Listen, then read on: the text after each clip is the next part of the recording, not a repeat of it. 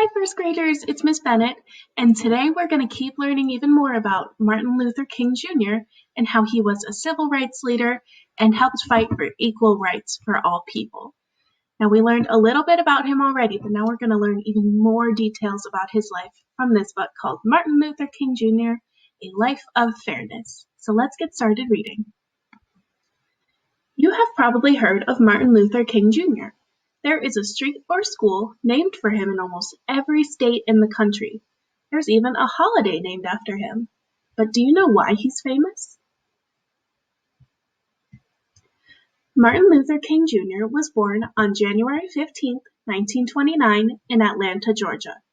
At that time, African Americans did not have the same rights as white people. They could not eat in the same restaurants as white people or go to the same schools. But this didn't stop Martin. He went to segregated schools and got many degrees. He loved to learn.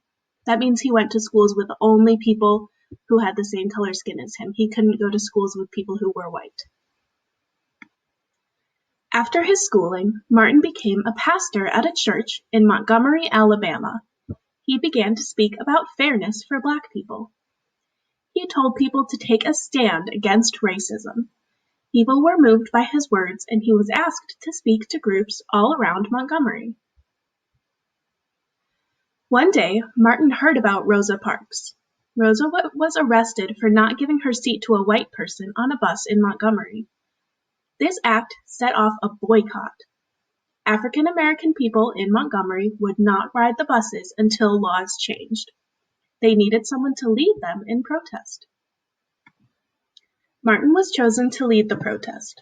He encouraged the protesters to fight for their rights. He told them the best weapons were words and peaceful actions. After a year, the laws were changed and the bus boycott finally ended. Martin was seen as a hero.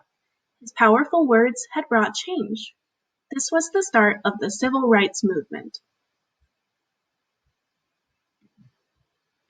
The civil rights movement was a time when many Black people fought for equal rights. Martin always encouraged people to protest in peaceful ways. For example, when Black people were told they couldn't eat at the same restaurant as white people, they held a sit-in.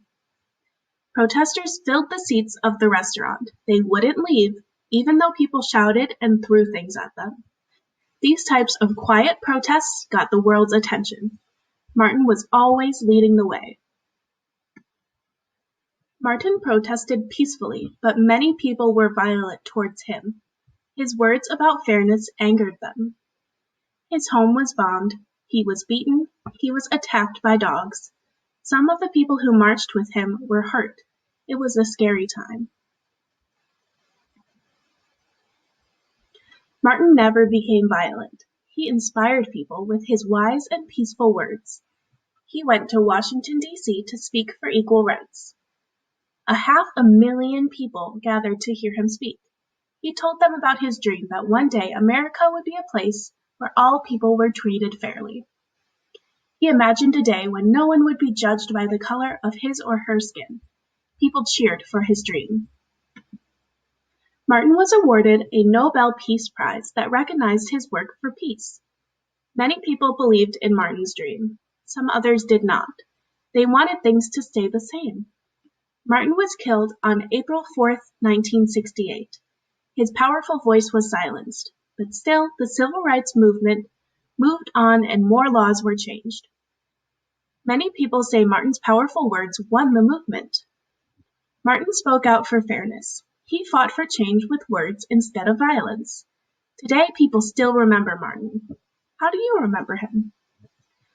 I remember him as somebody who worked peacefully and was never violent and worked to get equal rights for himself and the people around him. How do you think of him? Okay, first graders, thank you so much for listening to this book. You did a great job, and I will see you soon because we're all done. Bye!